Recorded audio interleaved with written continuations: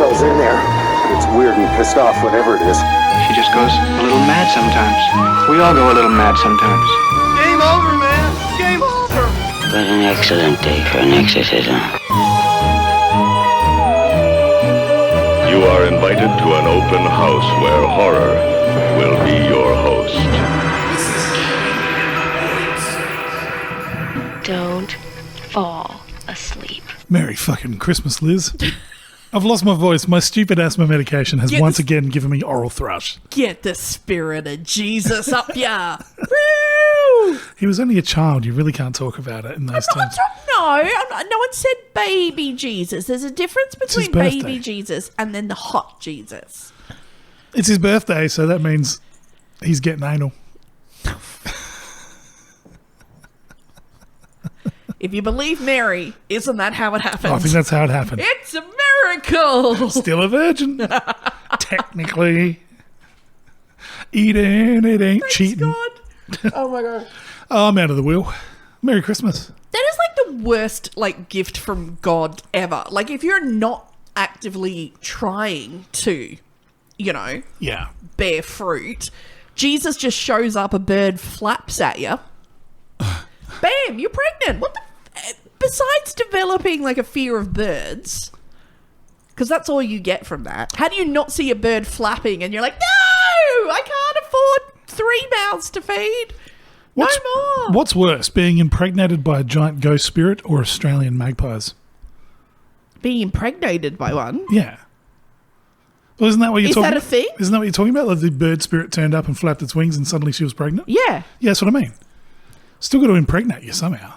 No, it just, spirit of just, It's not a fucking Eurovision contest. Things happen. No, that's exactly how it happened. The bird went flap, flap, and her uterus just went responsive. You listened in Sunday school, didn't you?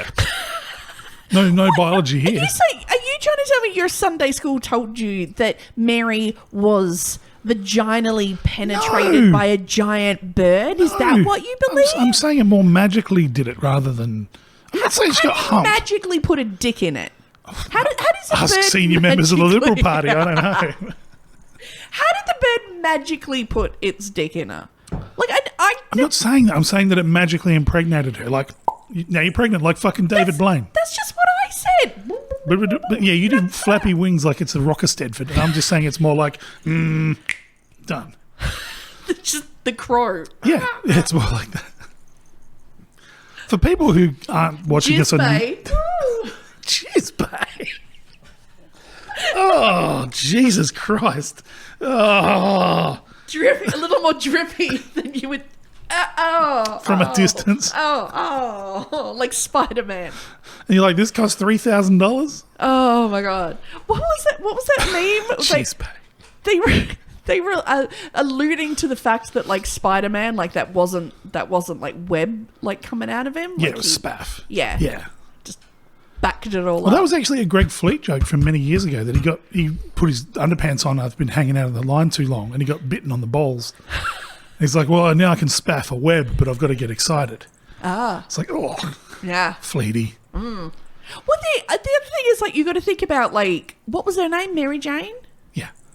Well, I'm just saying, if Spider-Man is cream pieing, does that mean your vagina, your pussy, do you become pussy man spider?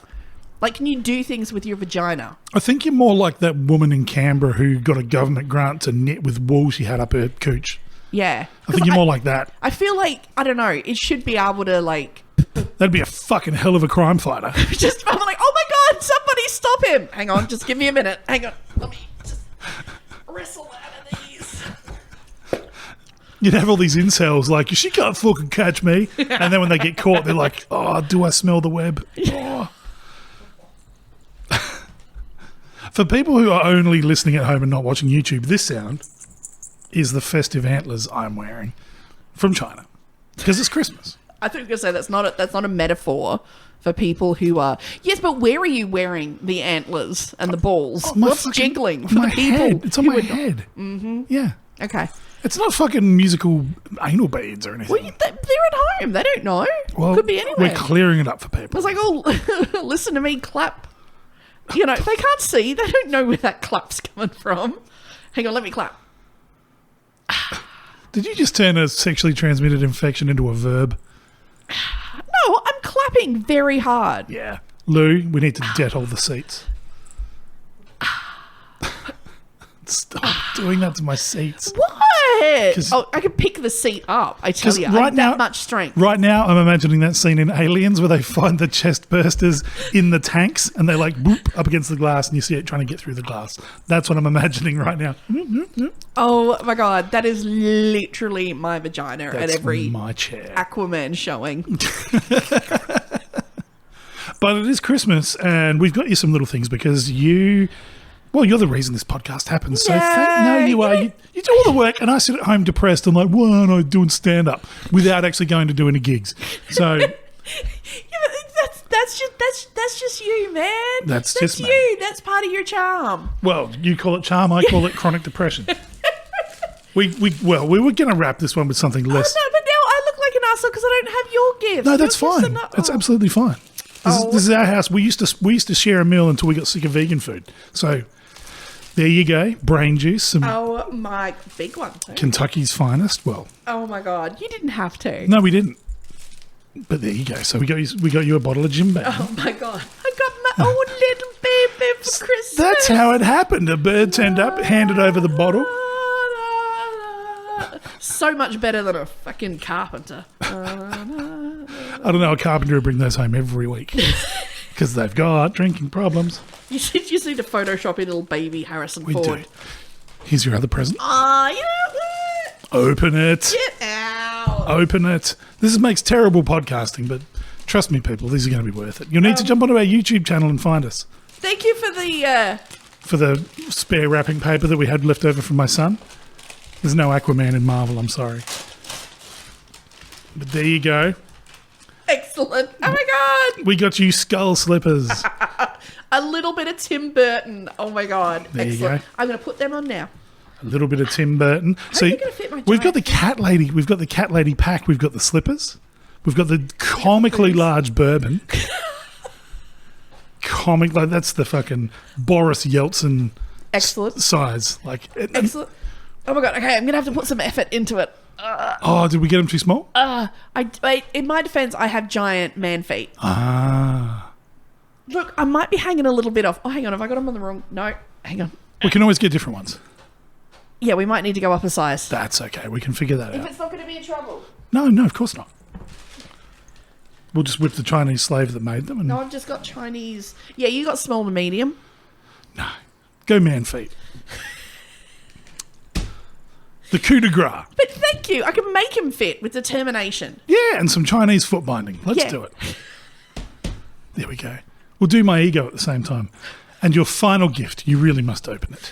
Oh my god. Really? Terrible Guys, podcast. Terrible You podcast. didn't have to get me anything. No, it's called pity. Oh, Yeah, I know. oh my god. You definitely need to get onto the YouTube channel for this, people. Oh my god. Is it good if it's a naked Momoa lap dance? It is a naked. We fit Jason Momoa into a shoebox. He's very flexible. He'd have to be cremated. Have you not seen him climbing up that mountain? No. Is that mountain you in your dreams? Oh my god, is it another cat? You wish it was another That cat. was another cat. Oh my god. No, we figured we'd right one of the great wrongs of the year. Oh my god, I'm so afraid. What is it? Oh my god, yes! It is a Captain Morgan hat. Oh my god. Oh my god, I don't know whether to wear it or shit in it. Don't shit in it. They're actually quite hard to find. But we found it. Oh my god, thank you so much. Thank you for service. Turd free. Look at it. Oh my god. Crispy fresh. You know, someone in the tip probably just scooped mine out, Probably. took the plastic lining out, and resold it. Oh my god, where did you find one? On the internet. And now I know why you've done it because they look a lot like a bedpan. They really do. They look like a fine pirate hat. It was just, and you can see why. Like, that's a very accommodating. Yeah. If the joke is new to you, maybe check out our reels on Instagram. And about 4 episodes previous? Yes, About it was. there. In my defense, all right, I did turn out to have a funny tummy a couple of days afterwards. Yes. So I feel like it wasn't just I can't control myself. It was medical, all right? I can see why you did it. Now, like in court, like this is the gloves for OJ. I can see why you did it. See it. I can now see why you did it. Yeah. It's not a bucket. It sits close to the ground. You can hold it in your hand. You still maintain dexterity. Like it's a catcher's glove for your butt. It's also very soft. Do you know what I mean? It's very soft for your, so if your butt cheeks touch it, Okay. it's It's not the cold porcelain of a public toilet. yeah. Ooh. Ugh. No, it's the gentle. This is what a gentleman does. This is a gentleman's shit and hat. I think you'll find a gentleman shits in a powdered wig. Oh my god, that's so 15th century. Oh my god. As a Jacobean ruff. Wrap it up like you're at the dog park. Oh my god, I can't believe you managed to find one. We did. Lou tracked it down. She found it on eBay. You're both gonna burn in hell. We expressed. Just, Well, you never know. That might have come from the tip. Someone might have done one of those YouTube videos where they detail a car. Whether you just showed them like cleaning it off, like you won't believe what I found. I found a promotional rum hat at the Adelaide Tip full of human shit. Watch me pressure wash it and bring it back to life. They've done an excellent job. They I have really to have. say, they have done an excellent job. Really have. Oh my god! Now I'm just gonna have to find an occasion for me to go out and get all piratey again. Exactly. Not and then not. Yeah.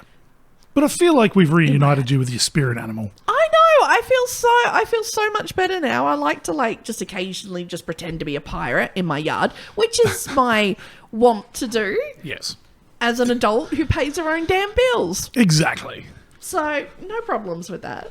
Excellent. That's what America's founding fathers envisioned. Although I do kind of feel that the two of you are enabling me just a little bit. Oh, because we gave you a litre of bourbon and a hat to shit in? Really?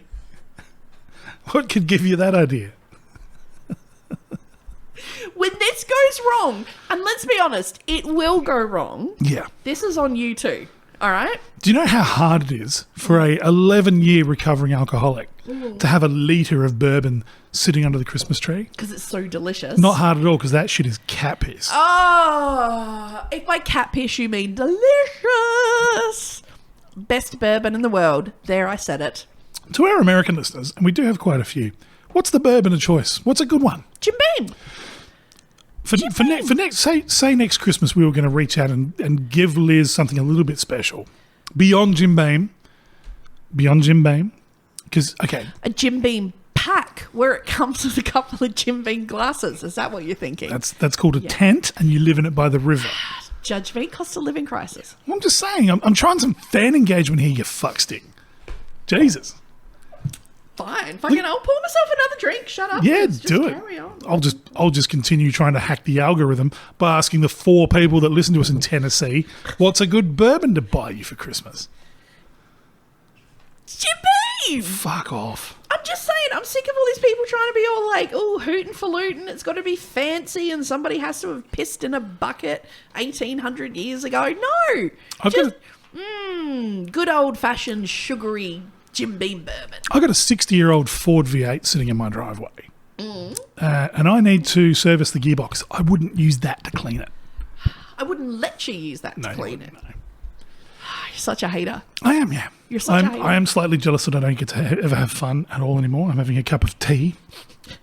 Well, no, you can have fun, but just remember you were like, once you start having fun, the problem is you don't stop having fun for the next 40 years. Yeah, that did kind of happen. Yeah. Until a woman actually asked to be moved on a plane because I smelled so bad. I was coming back from a tour with my band, the Did you Guantanamo meet- Bay City Rollers. Oh, no. And this woman just looked at me and she was just like, can I swap with one of your friends? And I was like, yep. We had not showered for a week. You were all Spider-Man-y? We were very, very spicy. Yeah. It was not good. Sydney's a very tropical city in the summer, and when you're living in a backpackers hostel with fucking 14 other guys in punk bands, Don't try to justify it. sorry. Women are in those same circumstances, and we manage to not live in our own filth. You shat in a hat. You do not speak for all women. You shit in one pirate hat. Medically, all right? That was a medical situation. I had a tummy. It was definitely food poisoning. Your Honour. It's not because I'm a dirty bitch. It was medical. How dare you make fun of me with my medical condition that made me shit in a hat? Well, your Make-A-Wish Medically. Foundation wish has been used because we've reunited you with your hero of the day. Oh my God, seriously. Yeah. I'm going to post a picture of this hat on like World Hero Day. There you go. Merry Christmas. Thank you. Enjoy it. I think. Oh my God. But no, come on, this is the kind of hat you want to take to the apocalypse. I'm a pirate. Yeah, You know? Multi-tool, as we found out. it is. Yeah, doesn't offer much sun protection, though. Oh, it is. You just turn it according to the position of the sun. Oh, Like a sundial. You're such a hater. You know what? what? That's so weird. Good. Speaking about the end of the world, Yeah, would you believe that totally brings us to the topic of this week? that's fantastic. And you know why it brings us to the topic of this week? Why is that? Because I've been trying to make this the topic of the week for ages. And you keep coming up with excuses of why we shouldn't do it as the topic of the week. And I've since come to realise that's because you don't want to watch it. You have no idea how lazy I am. So that's why I thought, fuck yeah, we're going to do the episode. Right. And then hopefully this is going to motivate you to be like, oh my God, I need to go and see that cinematic piece of history. I've seen it kinda once. You're about to out me on this podcast for having not watched possibly the most important horror film of all time. Mm-hmm. Go on. Besides Aliens. Which I've seen Yeah, many times. I'm just saying. Yeah. I'm just saying, if we're talking about. But this is the Citizen Kane of horror. Basically, Yes. basically, it comes after. Well, Nosferatu is the Citizen Kane of horror, but this, it's the fucking companion piece. Oh my God, there is only one. Oh my- George, Okay, I have a question for you. My only pet peeve that I have. We're going old school. We're going zombie. yes, Now, in the whole history of zombie cinema, from then to now, you were really why are people so dumb in zombie movies? Like, it's clearly a zombie. yeah, It's a zombie. Why do they need to sit around and cry? Like, oh my God, please snap out of it, Johnny. Johnny's a zombie. He's clearly a zombie. We know what a zombie is. Culture knows what a zombie is. If the apocalypse happened, we'd all be like, fucking zombies. Like, would we? yeah. I don't think we would. No, we would. You like if you saw shit like shambling zombies. I'm not talking like bottom jaw missing, Walking Dead zombies. They're clearly zombies. I'm saying if you saw fresh killed guy that looks like he's on the Adelaide Zombie Walk for Halloween, shambling towards you, you'd go, what are you doing, dickhead? Like you'd wait till somebody else took one of their heads off before you go, oh, that's a real fucking zombie. No, I'm 100%. I'm like, take the head off just to be sure. Don't ever go to the football. That's why I always think, like, I really hope, because, like, I love zombies so much. You see those shows where people are like, we're going to be practical jokes. Like, we'll pretend to be, like, Chucky or something and, Yeah. like, jump out. Or I'm going to jump out of, like, a factory and pretend to be, like, a zombie. Like, I will legit, like, pick up anything that is near me and take your fucking head off. Like, it's going to be a very awkward episode of Fear Factor when I just, like, head goes Yeah. toppling over. Fair enough. You know? So I'm just saying, don't try that shit with me because I'll just take your fucking head off. Okay. It's better to ask forgiveness than ask permission. Yes. So I'm just saying, when in doubt, yeah. Okay. The other thing to remember is this is not just a Western phenomenon. Zombies have eaten the heart of countries all around the world, from Africa to North Korea. Yeah. Now, Zombies have appeared in dribs and drabs over cinema history. But in 1968, one film would cement zombies as the ultimate terror and stumble into our collective fears forever, ever, ever, ever. Get ready for the dawn of the zombie in Night of the Living Dead. I can't believe I haven't watched it. Because in small town America, no one can hear you scream. The 1960s had it all. Yeah. The world came the closest it ever had to nuclear annihilation. The threat of mutually assured nuclear holocaust was a living, breathing beast. People were being conscripted for a war seemingly no one wanted to fight. The civil rights movement was fighting for equality and justice. Communism was on the move and women were burning their bras in the streets. I'm a fan. Go to your happy place. Go to your happy place. The hippies had tried for a love revolution, but every revolution always ends in war. And war is filled with the dead. As America marched towards the 70s, it was chased by the dead remains of traditions, monopolies, hopes, and justice. Okay. And as we know, the dead never stay buried. In this week's episode of What Do Vegan Zombies Eat? What? Grains. Fuck. Take the hat back. What do nerd zombies chase? I don't know. Trains.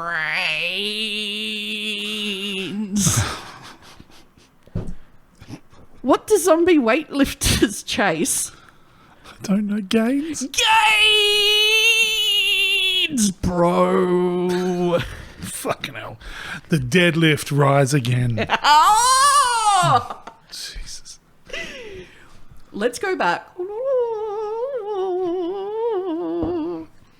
George A. Romero was working together with John A. Russo at Latent Image. They made a lot of industrial films. Okay. So, training films for work sites. The Pittsburgh company also made a short video for the Mr. Rogers TV show. Oh, cool.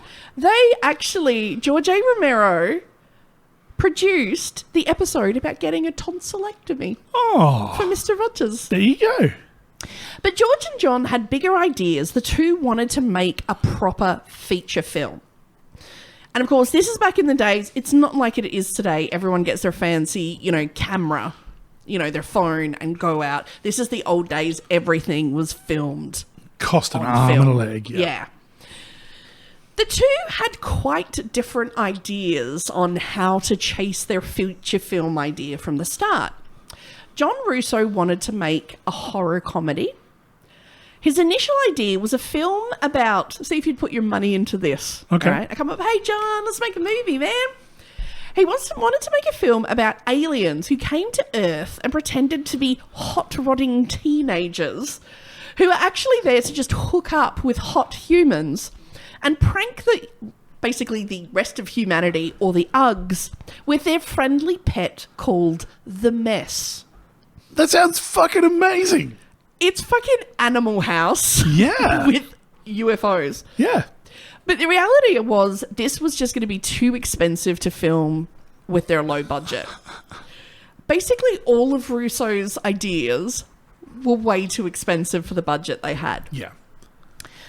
Russo had a concept about a runaway teenager who discovers a smorgasbord of human corpses in a field that are sort of set under a field of glass, where they're being kept by aliens who were basically ripening them, like you carnivores do with like hams, until they were of the right consistency, so the aliens would then eat them. That is also fucking excellent. Turning them into a delicacy. Yeah.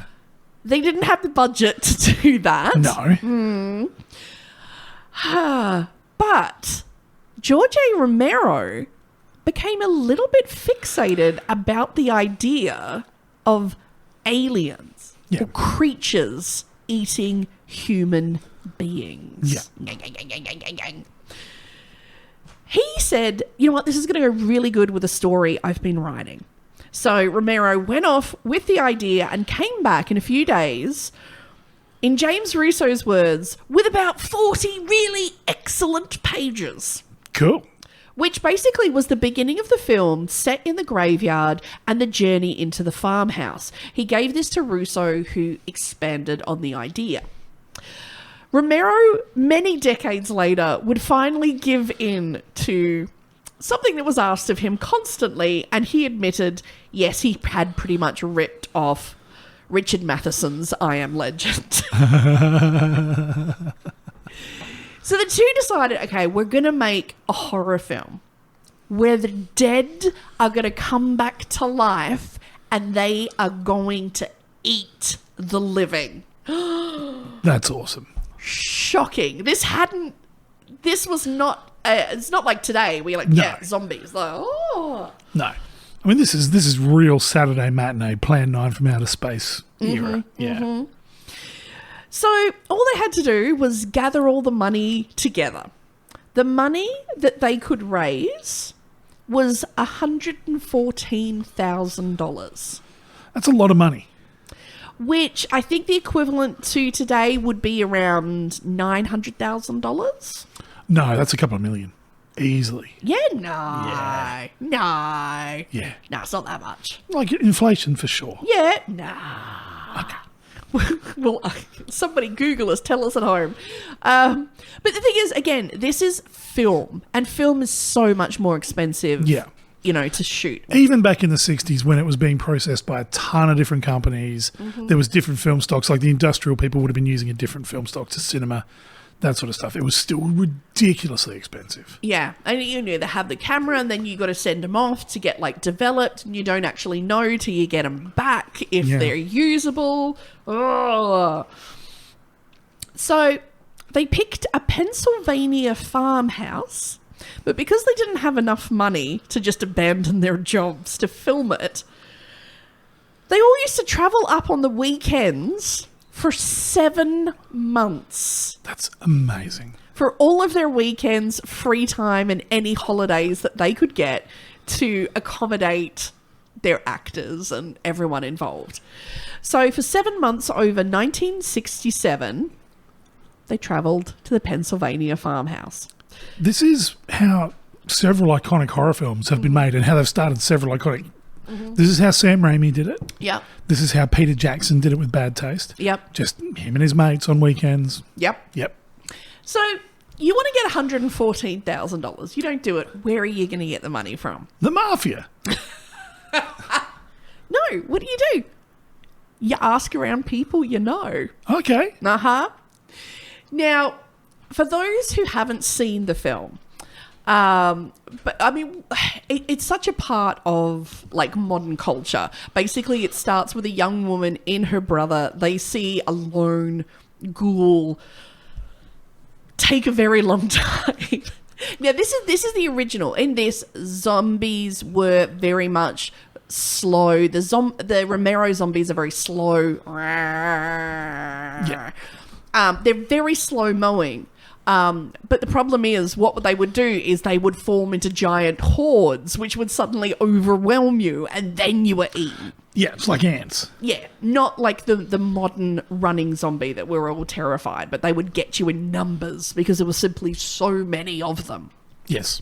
So she's gone to pay the respects to their father in the cemetery, and then this zombie slowly approaches, and her brother is a bit of a dick to it. Yeah. His brother's just a bit of a smarter. So she goes to apologize to the zombie, not realizing it's a zombie. But in her defense, zombie movies hadn't been created. These are the only people who are allowed to not know This is the first time you're seeing this. what the fuck is going on. Yeah. So she goes to apologize to this, obviously dead looking, stumbling, moaning. He tries to attack her. Her brother He was just like a 60s hipster in a skinny tie. Tries to like fight him off. Falls over instantly. Yeah. She runs away screaming, jumps in the car, realizes, oh my God, like I don't have any keys, but in her like hysteria, the car like rolls down a hill away from the world's slowest zombie. Who at this point could still just be a drunk farmer. No, because he would have tried to have sex with everybody. Okay. Might have been his way. You don't know. This is Corton way. Yeah. So this car continues down until it can roll no more at the bottom of this hill. So she gets out, runs to a farmhouse she can see in the distance. Yeah. So she runs into the farmhouse, only to discover or what she thinks is an abandoned house. Well, now abandoned by the occupants. Oh, except for the one that's had their face eaten off. Yeah. Munch, munch. Yeah. Why the face? I mean, cinematically, yes, it's shocking, Yeah. but it's not the best cut. No, but it's right there. Like if you're looking at someone. But are you like some kind of foodie who's just like, oh, I'm going straight for the face? Like, surely you're going to go for a bicep or a butt cheek. Ah, it's just advantage. It's what's there. Oh, it's a fucking hungry zombie. You know. Never zombie when you're hungry. I just filled up on face. What if it was someone trying to give him like CPR and then they woke up as a zombie? Ah! Ugh. Why would you not go for the face? It's there.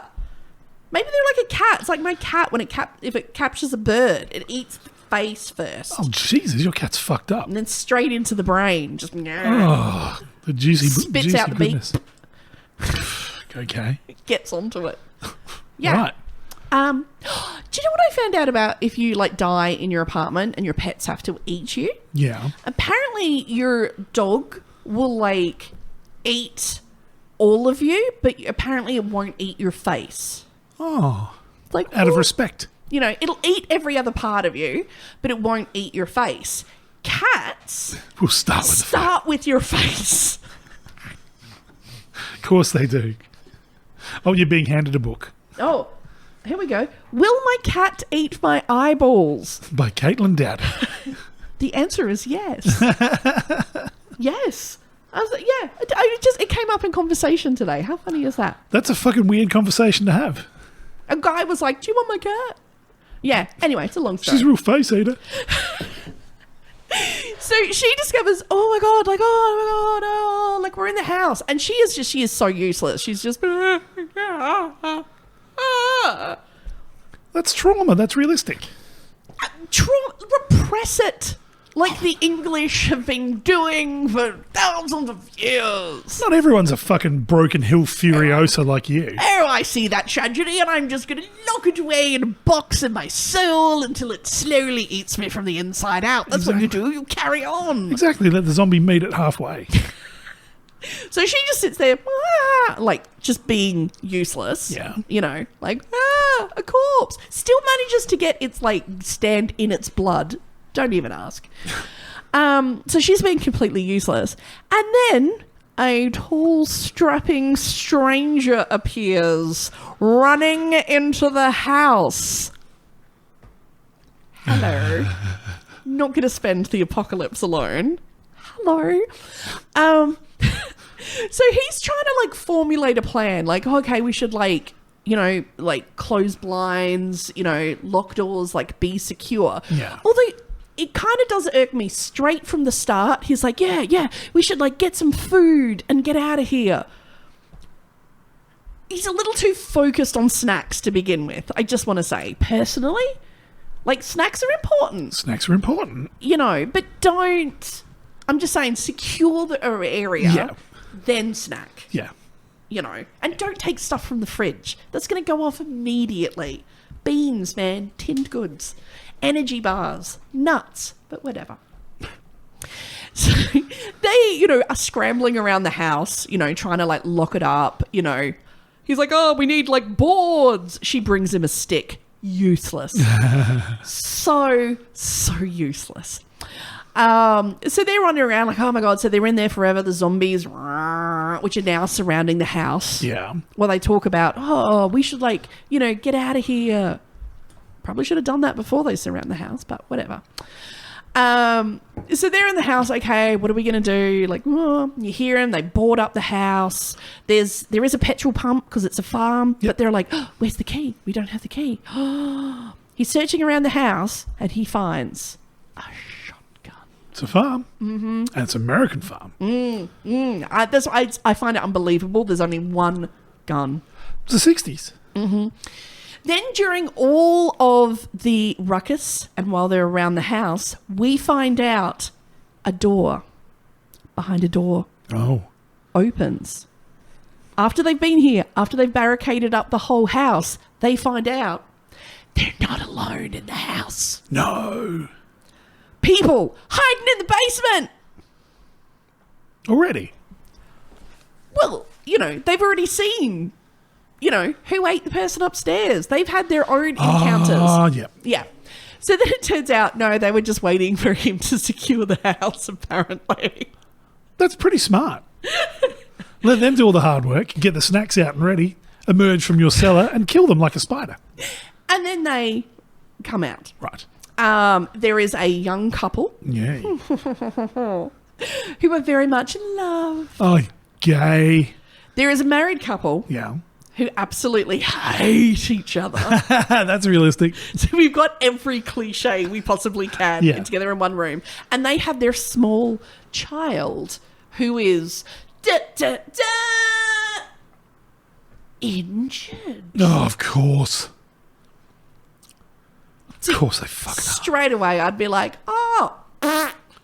You know the final episode of MASH where he kills the child to keep it quiet so that the soldiers don't find him? Yeah. That's going to fucking happen. Oh. Just shut the fuck up. But Godzilla's a different colour now. Shut the fuck up. But they've made him pink, Dad. Shut the fuck up. It's not right, Dad. You can't change Godzilla's scales from blue to pink. This is an actual meltdown my son had last night. Well, I'm kind of on his side. I'm on his side you too. You can't just change the... Oh my God. No, but I'm sorry. It's a zombie apocalypse. If you even so much as let out a... I'm sorry, double tap. Yeah. Just... There is no, we'll see if it...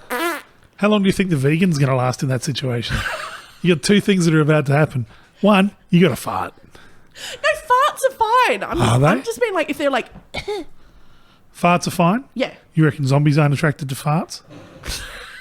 Is anyone attracted Zombies to farts? are. No, they're not. Because you want the zombies around because we're providing cover.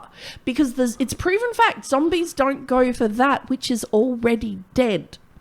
And if you surround yourself with an army of vegans who are farting farts that smell like the dead, you could safely fit a family of 4 in our protective circle.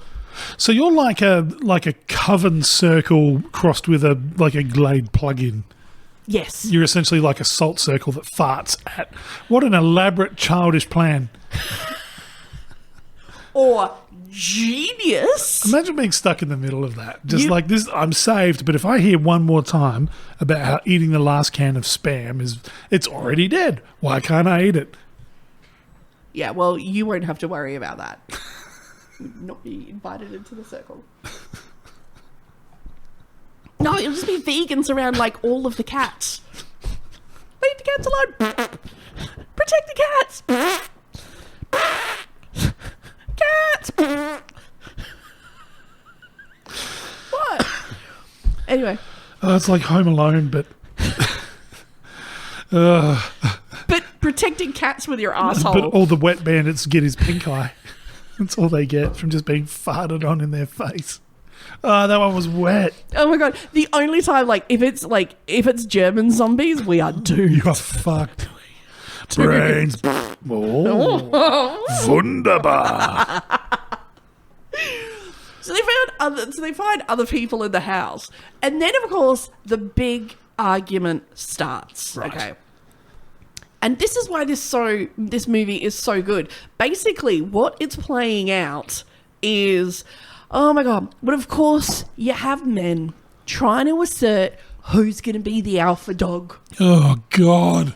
Who wants to be in charge in the middle of this? Oh my God. We have Ben, the single stranger who's, come in, like, oh, we've got to protect ourselves. We've got to board up the doors, We can watch them, see where they're coming.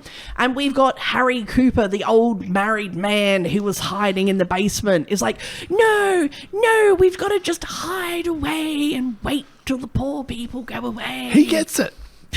He gets it. And then there's this big conflict of like, oh, do we stay? Do we go?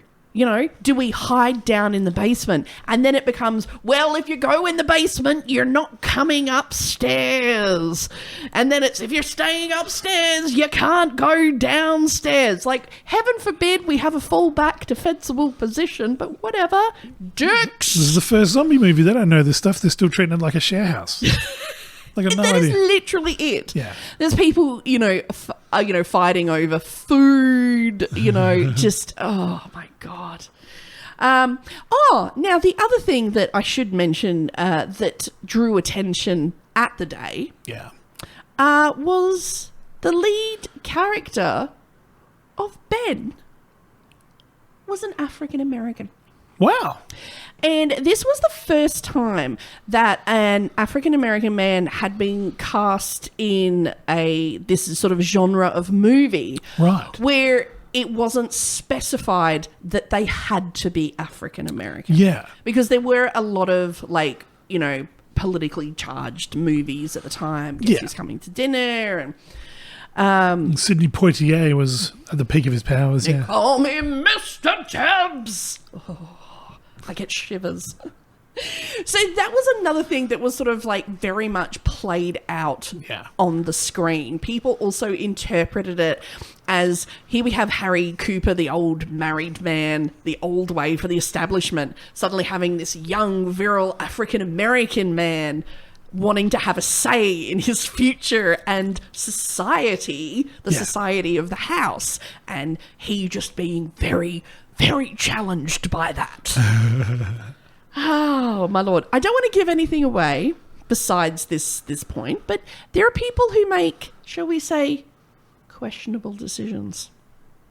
There are people who decide to stay upstairs. There are people who decide to go downstairs. There are people who decide to go outside. Outside? There are people who decide to not let people in once they go outside. Yeah. Yeah. There's some of that going on. Yeah. Clearly not cat owners. You want to go in? Do you want to go out? Do you want to go in? Do you want to go out? You got to pick one. It's the apocalypse. So they raised $114,000. Yes. Where are we going to get that money from? The mafia. The first investors were Marilyn Eastman, who plays Helen Cooper, the wife of the married couple downstairs. She's one of the main financial contributors to the film. Right.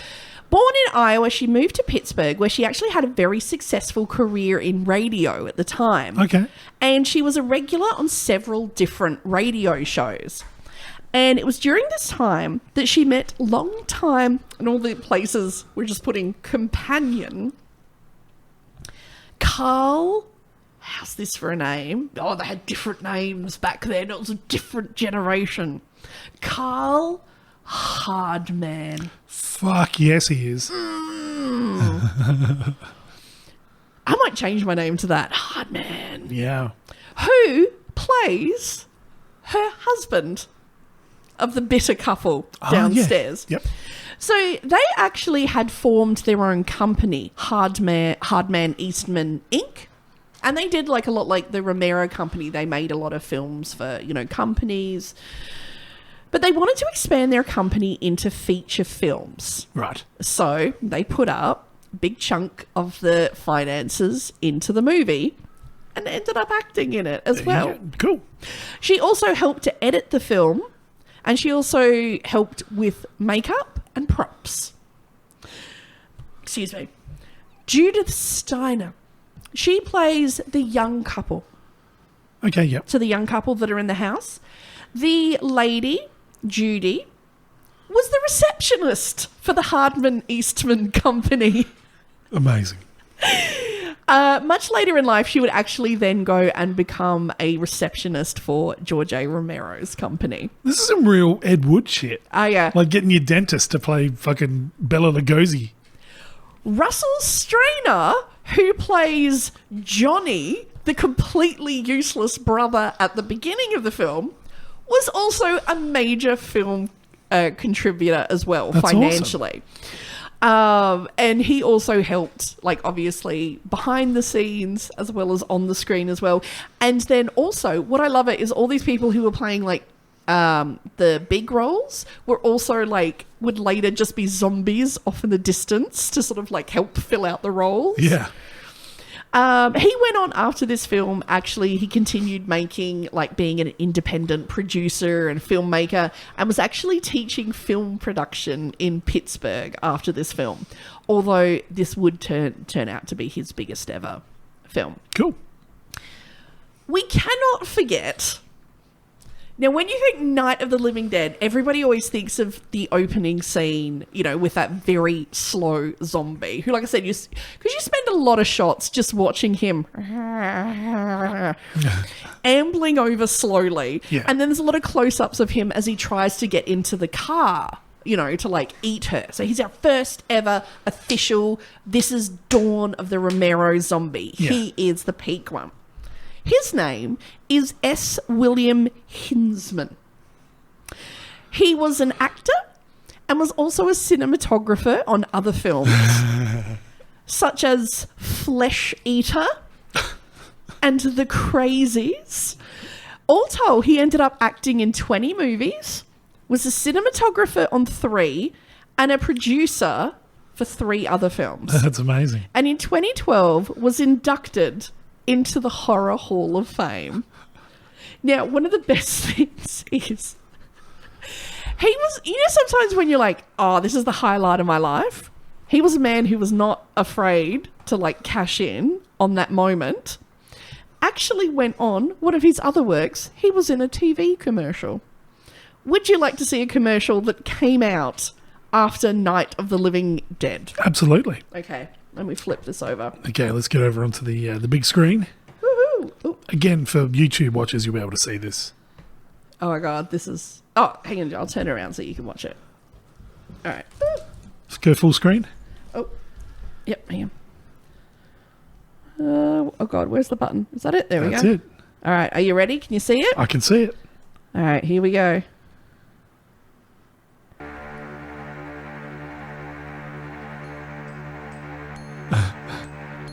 This is a TV commercial.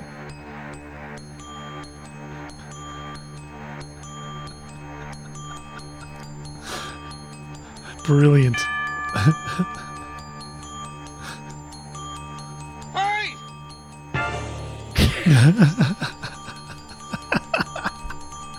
That's so good.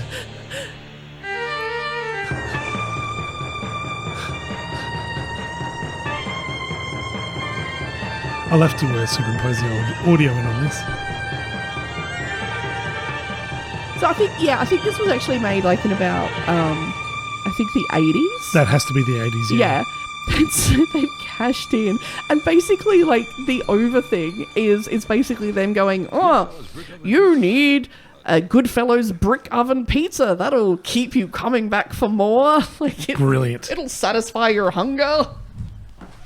I love the fact, even 20 years later, yeah, I'm cashing in on that. I actually think that's one of the best TV commercials I've ever seen. It's pretty good. Yeah, let me get out of the screen. And the other thing that he did on screen was he actually saved one of the other actors from burning to death. That's gentlemanly. 3 people actually get set on fire during this movie. Yeah. Okay. One of them is Russo, the co-writer who volunteers to be a zombie that's set on fire when they start throwing Molotov cocktails. Yeah. The other one is the gentleman himself, Hall of Fame inductee. He gets set on fire. The other person was Gary Strainer, who was actually the brother of Russell Strainer, who plays Brother Johnny. Yep. So basically in one scene, the hero goes outside to set a chair on fire to, distract the zombies. Yeah. Sets it on fire. The zombies in this film are all like, oh, like afraid of fire. Yeah. So they shot the shot. Okay, you know what? Let's get another one just to be sure nothing happens, Yeah, fire's hard to expose for. Exactly. So they're like, okay, we'll reshoot the scene again. So Gary goes on and is like, oh, we've got to reset it on fire. You know what? The first time we set it on fire, that worked so well. And it caught so easy because I'd poured gasoline all over the chair. You know what I'm going to do? I'm going to walk up and just pour some more gasoline on this chair. Okay. Turns out, not all of the fire in this chair, because it's like a proper armchair, Yeah. was out. It caught fire, shot up. Next thing you know, his arm is on fire. Yeah. He began running in terror, which is just like that instinct. You don't think to stop, drop, and roll. No. So luckily, S. William Hinsman, the original zombie, saw him running with his arm on fire. So then Hinsman, in full zombie makeup, chased after him, tackled him to the ground, knocked him over, and was able to roll him over and put the fire out. That's amazing. How awesome is that? That's so good. Oh my God. Also, though, when you're terrified because you're on fire, the only person running to your attention is a zombie. Yeah. So he saved another person from dying a horrible, horrible death. So thank you. Yeah. But the real star of this film is Dr. Dwayne Jones. Dwayne Jones. Mm-hmm. So good. And one of the reasons that this film is so perfect is originally when they went to cast the film, Dwayne was going to be played by one of George A. Romero's friends. Yeah. He was also working on the film. A white guy who was going to be this redneck truck driver guy. Okay, yep. But when they cast Dwayne, they weren't like, oh no, we've got to rewrite it. They were like, no, we're going to leave it. Yeah. Because they had been doing casting auditions for the few people that showed up for this thing. He showed up. He actually was a professional actor, theatre actor. Yeah. And he showed up, and it was actually the guy who was supposed to be playing Dwayne was like, oh, he should play Dwayne. He was really, really good. But one of the things that Dwayne did was Dwayne actually, though, wrote part of his dialogue. Right. Because he said, you know what? I don't want to be a redneck truck driver. I want to just be more, I don't want to be such a cliche. I want to just be a normal human being. Yeah. So, okay, we have the same scene that was the original version. Yeah. And then we have the new version. Do you want to read them out or shall I read them out? I can read them out. Okay. So the first one, am I being a redneck? Hang on, let me have a look. Let me double check. It should be the redneck. Okay, yes. When White Ben first arrives at the house, he says to Barbara. So start from there. Don't you mind the creep outside. I can handle him. There's probably going to be lots more of them. Soon as they find out about us. I'm out of gas. Them pumps over there is locked. Is there food here? I get us some grub. Then we beat off and skedaddle. You gonna beat off a zombie and skedaddle? Like I said, there was some very questionable. See, but even still, even the snacking comes before the beating off of the zombie. Beat off the zombie. You then need your snack. energy. You need that forearm strength to pleasure the dead.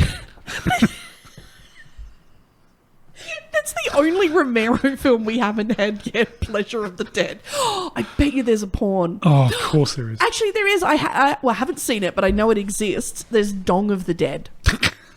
Instead of Dawn of the Dead. And because on the Dawn of the Dead poster, which is a sequel that comes after these, there's basically You have like the horizon, and then you have the very top of like a zombie's head. Yeah. Except in the porn version, it's just the very top of a penis. Oh, yuck. Nothing beats fucking Stein, though. Fucking Stein is amazing. That's pretty good. Okay, so as translated by Dwayne Jones, the same speech goes, "Don't worry about him, I can handle him. Probably be a whole lot more of them when we find out. Hang on. Probably be a whole lot more of them when they find out about us. The truck is out of gas. The pump out here is locked. Is there a key? We can try and get one out of here if we get some gas. Is there a key?" Ben tries the phone. "Suppose you tried this. I'll see if I can find some food." That's amazing. It's like seeing the subtitles after a Scottish person's talking. Yeah. You're like, I recognise 2 of those words? Yeah. I noticed that he isn't stopping to whack off a zombie, He's not. but he's still focused on the snacks. Of course he is. God. I still want Pringles if I don't have to jerk off a dead guy. Why not both? Nom. Once you pop, you can't stop. Just the trick is not to get confused. Although I guess it doesn't matter. They're dead. What are They both smell like cheese.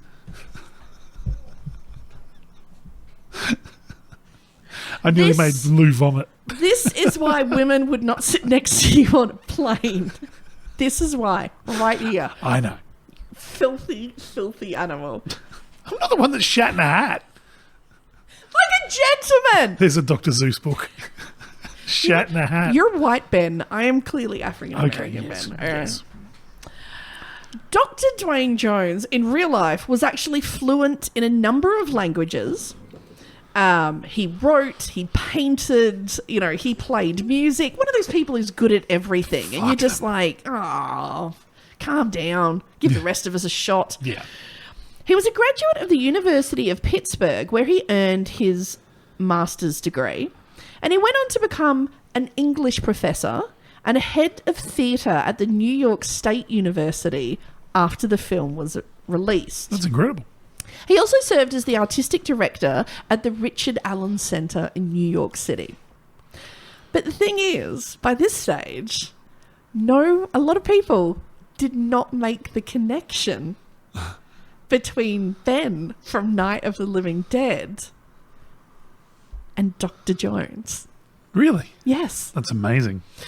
In an audio interview in 1988, Jones actually recalled an occasion where he met up with a group of his theatre students at a local cafe near the university, where, they were there to, discuss a project that they were working on. When the students' attention were drawn to a television that was just playing in the background, much to their absolute shock and surprise, there was their English professor Yeah. in Night of the Living Dead, B-grade horror, and the film behind him. Like, what the hell? That's amazing. He would never see any of George A. Romero's other films. He said in an interview, "It never occurred to me that I was hired because I was black, but it did occur to me that because I was black, it would give a different historic element to the film." Yeah. And I think 100% that's true. Yeah. Because even without changing any part of the dialogue or, giving any sort of speeches or monologues, it really just made you aware of just the fact that how some people were struggling with the idea of African Americans having their own identity and opinion and wanting to be in charge of their own future. Yeah. And just being like, but that upsets my plans. And what? I'm no longer in charge. I can't just boss these people around. Yeah. You also have that dynamic. Yeah, yeah. Which is happening. Oh, Lord. But sadly, Dr. Dwayne Jones would pass away at 51 years of age due to heart failure. Oh, Sad. that sucks. But like we said, so we've only got 117,000 for this movie. We're shooting it over 7 months on weekends. Where can we save money where we can? Use Mexicans. No. Okay. No. Bad John. Bad John. They decided to make the blood on the cheap. Oh, God. Oh, no. And this is where they caught a lucky break, because the film is recorded in black and white. So you can use pretty much anything dark. Pretty much anything. Oh, the other thing, the married couple that are in the basement, their daughter, Hardman, that's actually his real life daughter. That's amazing. He dragged her up on some weekends to just pretend to be dead. Nice. There's an access visit. What'd you do this weekend? I pretended to be dead in the basement. They used to use all sorts of stuff. They used to use chocolate syrup, all sorts of things. Oh my God. That's what they use. There's a very infamous Really? scene, yes, where he makes his daughter kill her mother Wow. and eat her. Okay. So what they did was they used leftover lunch. The child, in a later interview, remembers, earlier in the day, we were eating hamburgers or meatball sandwiches or something. So they just smeared chocolate syrup all over it. And that's what I was biting into. That's amazing. Chocolate burger. And America's fascination with diabetes began.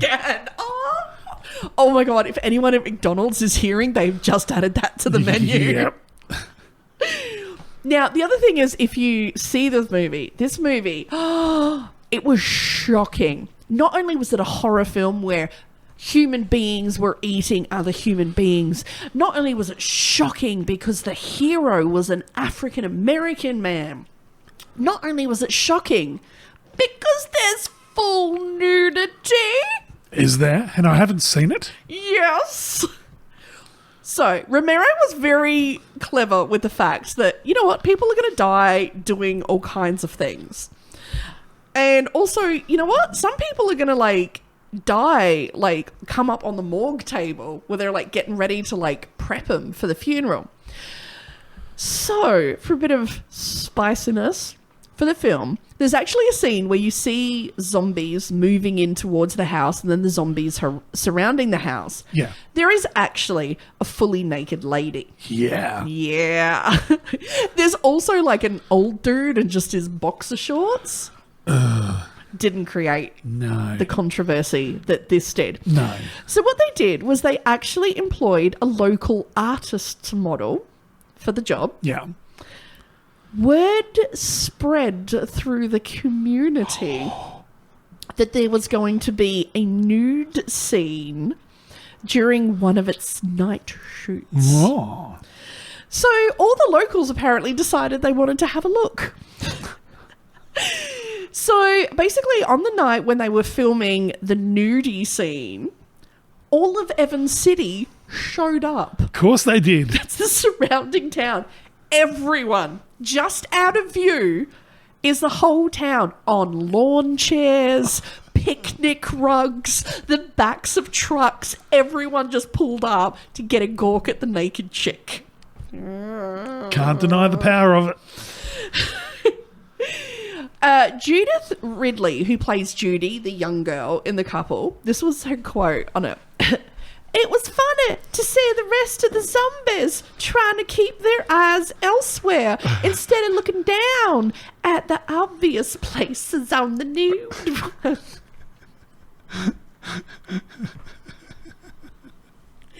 Excuse me. So yes, and and apparently there are some scenes where they couldn't use, where it's supposed to just be the zombies, meandering to the house. She's very nude. Yes, they couldn't use them because the other zombies that were supposed to be completely dead, unreceptive, zombies, were just Oh, zombie boners. looking at her nudie bits. No. You just they're just their eyes. They're like, Brains. My brains are up here. right here, mister. Oh, my Lord. Only.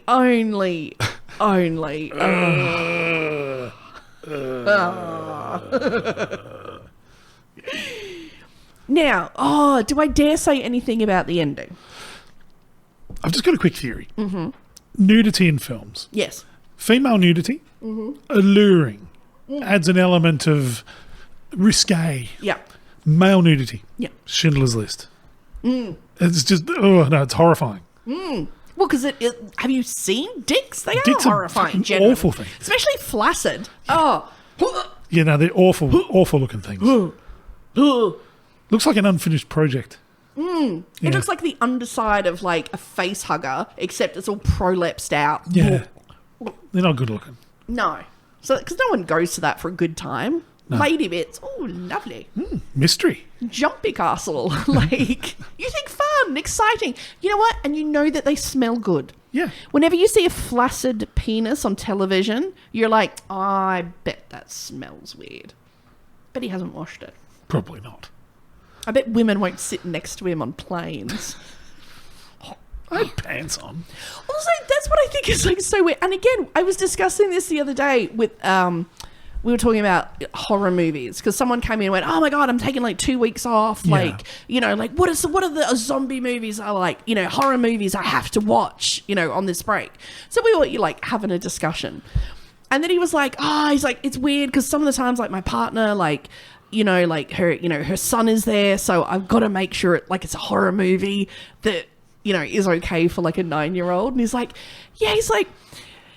and somehow we got onto the topic and he's like, it's so weird. It's like, you know, we'll be sitting there and, you know, people are getting their head blown off and like, you know, their stomachs are falling out, you know, and he's like, that's fine. He's like, as soon as there's some lady bits, it's like, oh, no, son, turn away.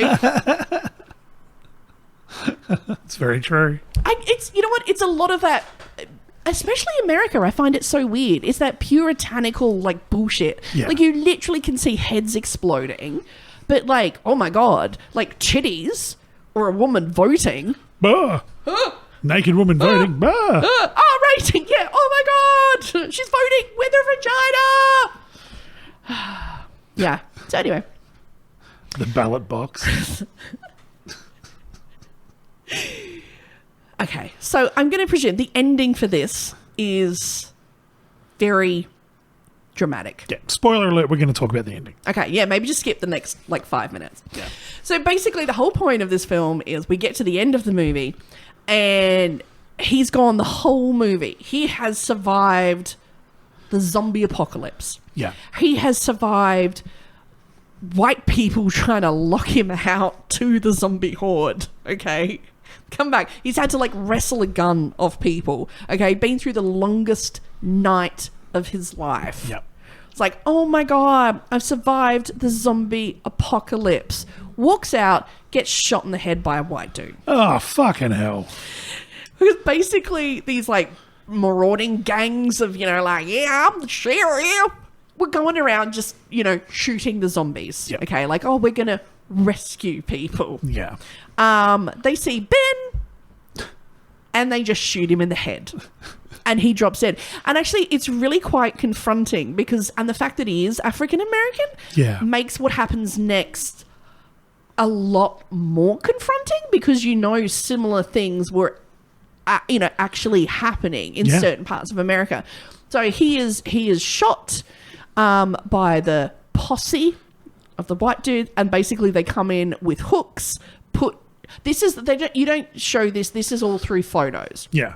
But you see them. They get the big meat hook, and then he's dragged from a meat hook out basically into the yard where he's piled on top of all the zombies, all of the corpses, and they're just set on fire, just casually, while everyone is sitting around smoking and ha ha ha ha, and having fun. Yeah. Good day's hunting. Yeah.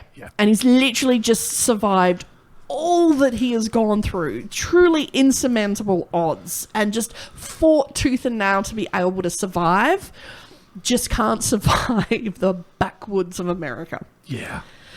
Fucking hell. So it's very confronting. At one point, they actually considered changing the ending of the movie. Right. And there's actually an alternative version where he actually survives. Okay. Well, survives twice. Right. So he survives the zombie apocalypse and then survives, you know, the posse as well at the end of the film. However, it was Dwayne Jones himself who was the biggest voice to say, nah, we got to keep the unhappy ending. Yeah. This is his quote. I convinced George that the black community would rather see me dead than saved after all that had gone on in a corny and symbolically confusing way. Yeah. The heroes never die in American movies. The jolt of that and the double jolt of the hero being black seemed like a double-barreled whammy.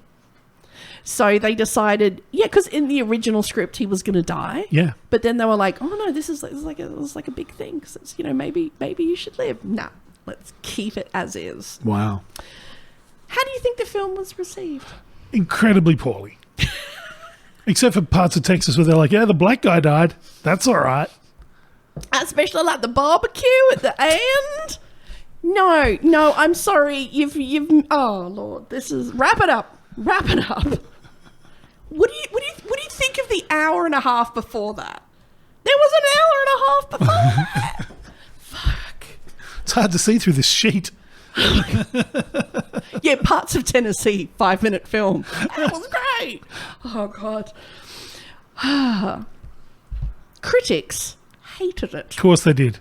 Variety magazine labelled, you should watch it just for this review. Okay. Variety magazine described it as, quote,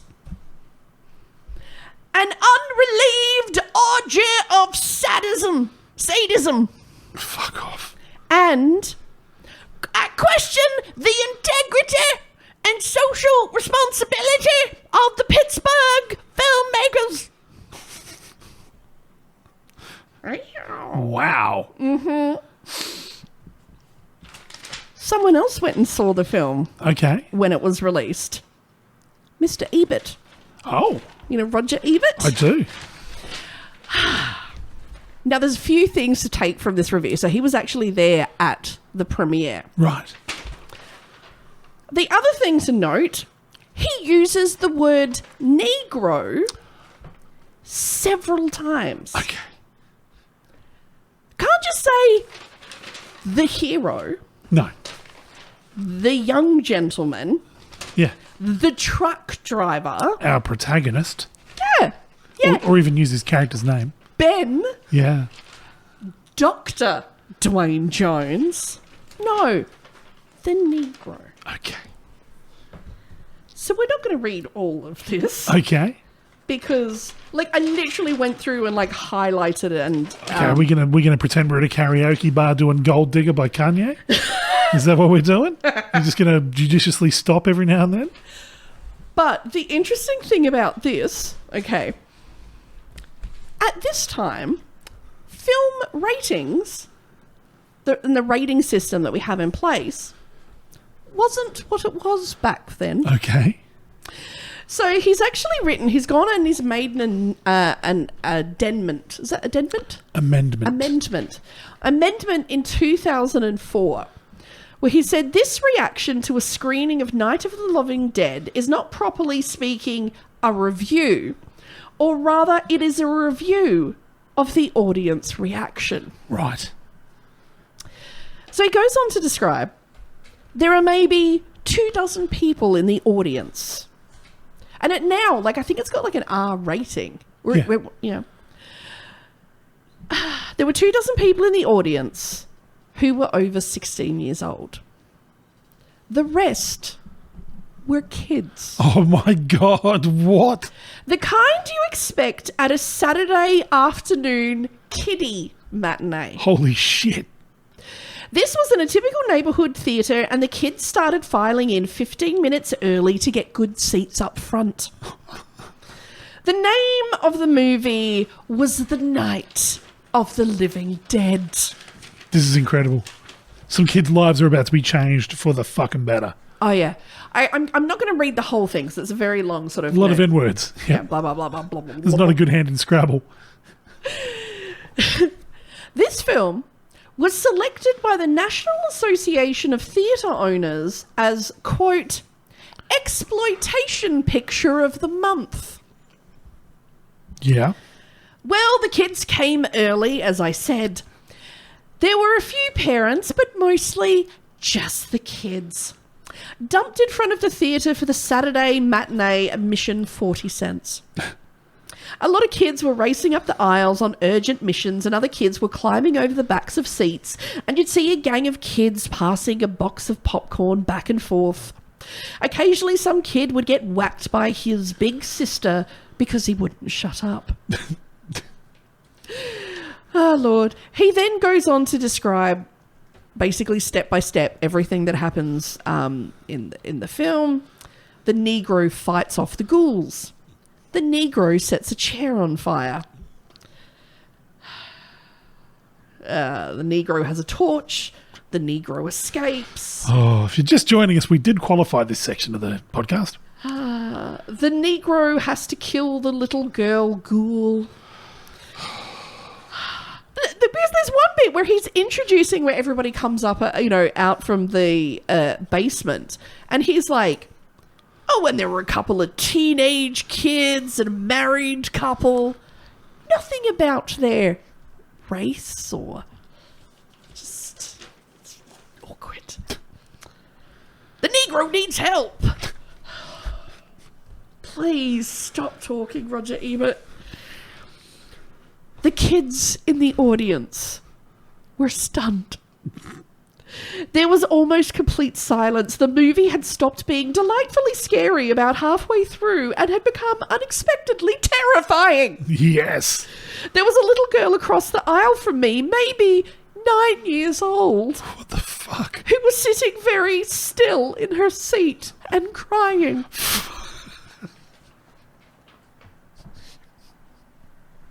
A lot of tears. Oh my God. I felt real terror in that neighborhood theater.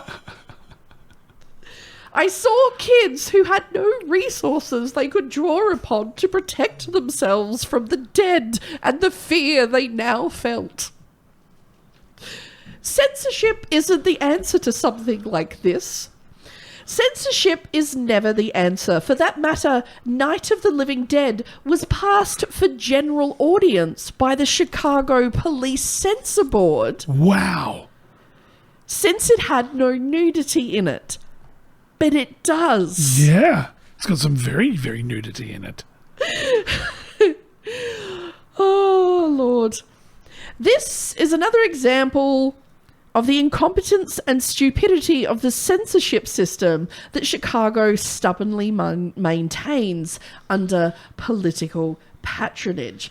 I think you also have to question the thinking of parents that would drop their 9-year-old child alone at a public cinema to watch a film entitled Night of the Living Dead. Exploitation film of the month. Oh, well, that sounds very kid-friendly. Load them up. However... Yeah. And remember, if it's only costing 40 cents a pop, how much money do you think it managed to gross? Considering it was considered an unrelieved orgy of sadism. Well, I'm guessing it made $5 million. It grossed approximately $30 million. That's amazing. Which is equivalent to about 247,000 million today. So $250 million. Did pretty well. A lot over its budget. Yeah. Titties and a Negro. That's how you do it. However, the film was in public domain because of an error. Oh, no. It's the most famous public domain movie of all time. It was never intended to be, but the Walter Reed organization who distributed the film originally wanted to release it under the title Night of the Flesh Eaters. Yes. But lawyers representing another film released in 1964, The Flesh Eaters, not zombie related, threatened a lawsuit. So the title was changed to Night of the Living Dead. However, when the title changed, copyright notices were not added. No. to the new production. The filmmakers have fought it in federal court, but it's still in public domain. Oh, what? That's why whenever you watch a movie or something and there is supposed to be something scary on in the background, there's a reason it's Night of the Living Dead. Not because it's the birth of horror, it's because it's public domain. Oh, wow. You do what you want to it. That's also why there's so many copies available of it. Right. And just, yeah. After the success of the film, its two co-creators, George Romero and John Russo, had a falling out over what should be next in the sequence and how they should do the sequels. Russo wanted to develop the Living Dead franchise, so continue the zombie Yeah. thing. First into books, so we wanted to release a whole lot of books and comic books, and then move towards films later on. Yeah. But he also wanted to inject more humour, Right. make them more Shaun of the Dead. Yeah, more Sam Raimi. Yeah.